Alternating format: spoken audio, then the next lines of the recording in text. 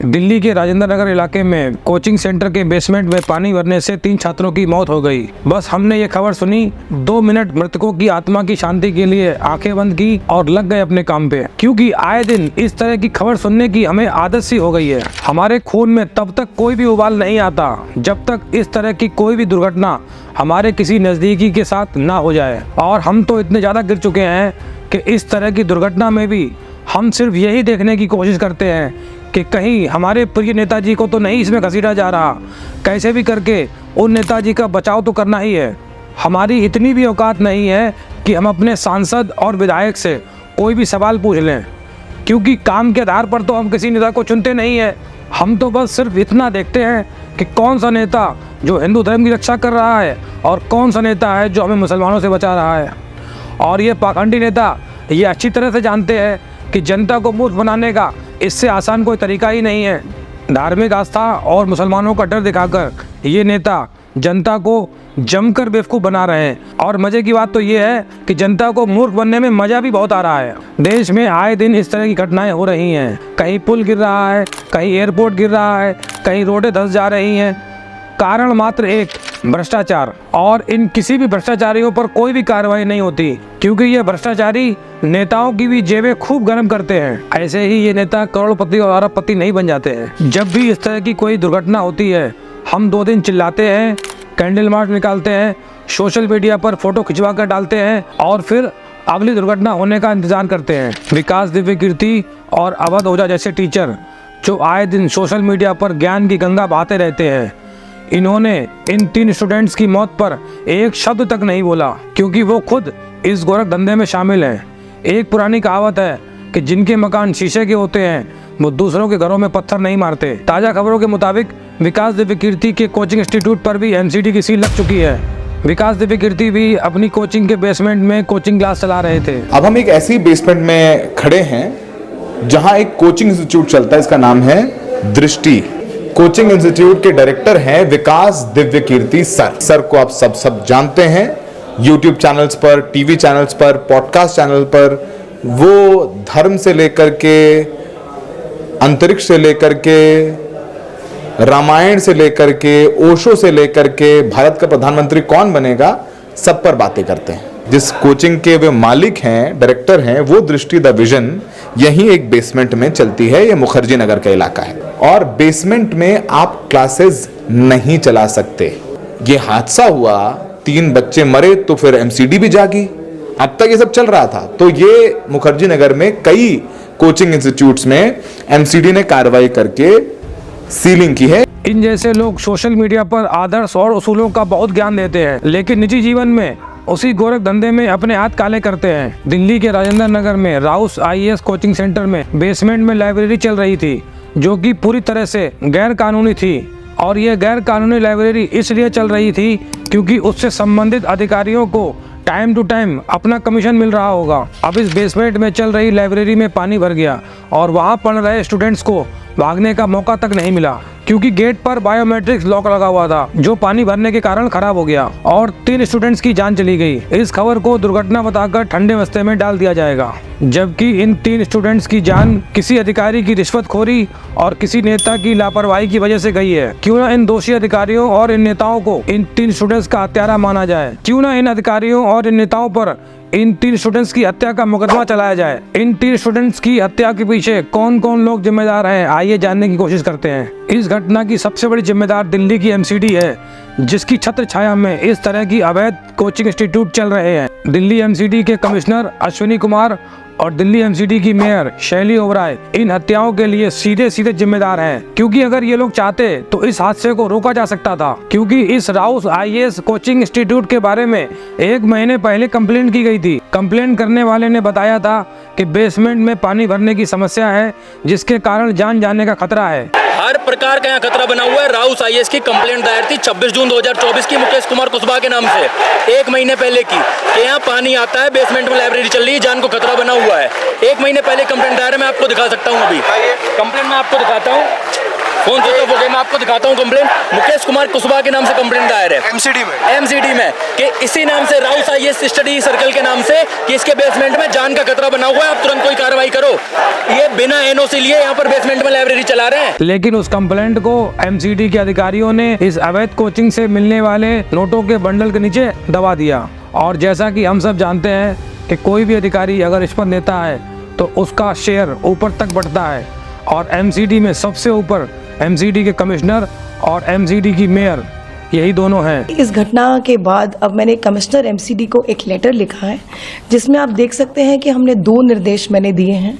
पहला, दिल्ली में जितने भी कोचिंग सेंटर्स हैं जो और बेसमेंट में बायलॉज के अगेंस्ट या नॉर्म्स के अगेंस्ट ऐसे कोचिंग सेंटर चल रहे हैं, उन पर सख्त से सख्त कार्रवाई हो, उन पर एक्शन लिया जाए।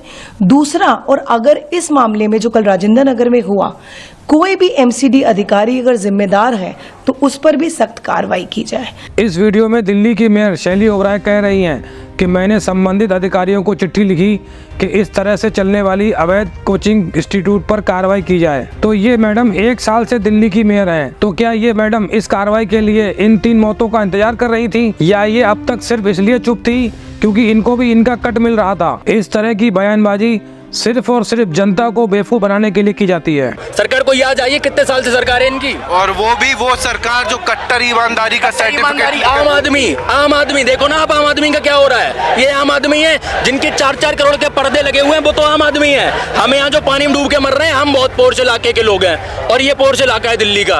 ये सबसे महंगा इलाका, किस चीज का कंपनसेशन देंगे? प्राण वापस लौटा देंगे किसी के?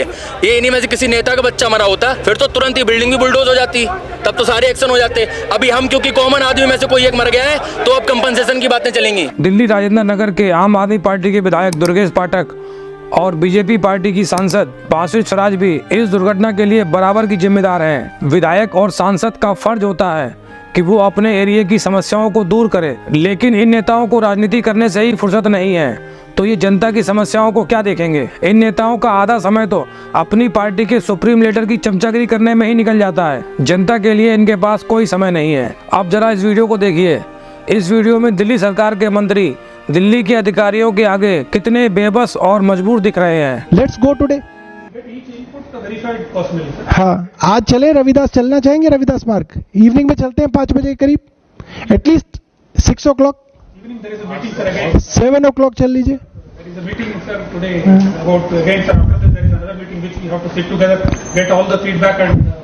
कितने बजे बताइए, कब फ्री हैं आप, तब चल लेंगे। हम तो आपके लिए समय निकाल ही लेंगे। टाइम तो बता दीजिए। अरे आप टाइम तो बताइए, कितने बजे चलेंगे? आपसे मैं पूछ रहा हूं, अब मिनिस्टर इज आस्किंग यू कि आपके पास पूरे दिन में समय है, तो आप बोल रहे हैं मैं बताऊंगा। अरे यार, मंत्री के पास भी तो 100 काम है, मैं आपके लिए फ्री हूं, आप बताइए कब चलेंगे। My humble request also, we want a solution to this. ये मंत्री जी अधिकारी के पास घटना स्थल पर चलने के लिए समय मांग रहे हैं, लेकिन ये अधिकारी इन मंत्री जी को जरा सा भी भाव नहीं दे रहे, क्योंकि ये अधिकारी अच्छी तरह जानता है कि इन मंत्री जी की ताकत नहीं है कि वो इस अधिकारी का एक बाल भी बाका कर ले। किसी भी अधिकारी की ट्रांसफर और पोस्टिंग का अधिकार दिल्ली सरकार के पास नहीं है, और इन अधिकारियों में इतनी अकड़ इसलिए है क्योंकि ये अच्छी तरह जानते हैं कि मोदी जी का हाथ इनके सर पर है, और मोदी जी इनसे वही काम करवाते हैं जिससे दिल्ली की जनता में आम आदमी पार्टी की छवि खराब हो। और मोदी जी के लिए सबसे जरूरी काम अपनी कुर्सी को बचाना और दूसरे की कुर्सी को तोड़ना। मोदी जी को इससे कोई फर्क नहीं पड़ता कि जनता को इससे क्या परेशानियां हो रही हैं, और ये अधिकारी सिर्फ वही काम करते हैं जिसका आदेश इनको मोदी जी से मिलता है। किसी भी दूसरे प्रदेश में ऐसा कोई भी अधिकारी नहीं है जो मंत्री की बात काट दे और उस कुर्सी पर बैठा रह जाए। ये नमूना सिर्फ हमको दिल्ली में ही देखने को मिलता है। आम आदमी पार्टी के मंत्री सौरभ भारद्वाज ने ये वीडियो 1 महीना पहले का बताकर पोस्ट किया है। अब जरा इस वीडियो को देखिए, ये भी 1 महीने पहले का ही है। जो तैयारी हमने करी थी, जो एक्शन प्लान हम लोगों ने बनाया था, अधिकारियों के साथ बैठक की, हमने इंटर डिपार्टमेंटल भी मीटिंग करी, पीडब्ल्यूडी के साथ, डीडीए के साथ, इरिगेशन फ्लड के साथ, एमसीडी ने, और साथ ही आतिशी जी जो हमारी मंत्री हैं, सौरभ भारद्वाज जी हमारे मंत्री हैं, हम सब ने बैठक करी। एक्शन प्लान को भी इम्प्लीमेंट कर दिया गया। जितने भी एमसीडी के नाले हैं, ड्रेन्स हैं, उनकी सफाई ऑलमोस्ट हो चुकी है। इसमें 92% जो हमारे 4 फीट से बड़े वाले नाले हैं उनको साफ सफाई हो चुकी है। 4 फुट से कम के जितने भी ड्रेन्स हैं, नाले हैं, उनकी 85% तक हमारी जो साफ सफाई हो चुकी है। 1 महीने पुराने इस वीडियो में दिल्ली की मेयर और आम आदमी पार्टी की नेता शैली ओबराय ये बता रही हैं कि हमने ड्रेनेज की सफाई का काम 90% तक पूरा कर लिया है, तो बाकी का 10% का काम तो 1 महीने में पूरा हो ही गया होगा। जब आपने पूरा ड्रेनेज की सफाई का काम ही कर लिया है तो फिर ये इस तरह से बेसमेंट में कैसे पानी भर गया। गुनहगारों की लिस्ट में अगला नाम है दिल्ली के मुख्यमंत्री अरविंद केजरीवाल का, जिनके पास हर सवाल के जवाब में सिर्फ एक ही बहाना है कि मोदी जी हमको काम नहीं करने देते। इनको लगता है कि जब ये जेल के बाहर थे तब इनको मोदी जी काम नहीं करने देते थे, और अब ये जेल के अंदर आ गए हैं तो मोदी जी इनको काम करने देंगे। इनको लगता है कि दिल्ली की जनता भेड़ बकरी के बराबर है, जिसको ये जेल के अंदर से हाँकते रहेंगे। दिल्ली सरकार के हर काम में टांग अड़ाने वाले दिल्ली के एलजी भी इस तरह की दुर्घटनाओं के लिए बराबर के जिम्मेदार हैं, क्योंकि दिल्ली में आम आदमी पार्टी की सरकार तो बस नाम की है। दिल्ली की पुलिस और दिल्ली के सारे अधिकारियों का रिमोट कंट्रोल दिल्ली के एलजी के हाथ में है। एलजी के इशारे के बिना कोई भी अधिकारी कुछ नहीं कर सकता। दिल्ली सरकार को छोटे से छोटा काम भी एलजी से पूछ करके ही करना पड़ता है। दोस्तों, गुनहगारों की लिस्ट बहुत लंबी है, लेकिन सवाल फिर भी वही है कि क्या इन गुनहगारों को सज़ा मिलेगी, कि क्या इनमें से किसी भी गुनहगार पर कोई भी कार्रवाई होगी, क्या इनमें से कोई भी जेल जाएगा। इस वीडियो में इतना ही। धन्यवाद।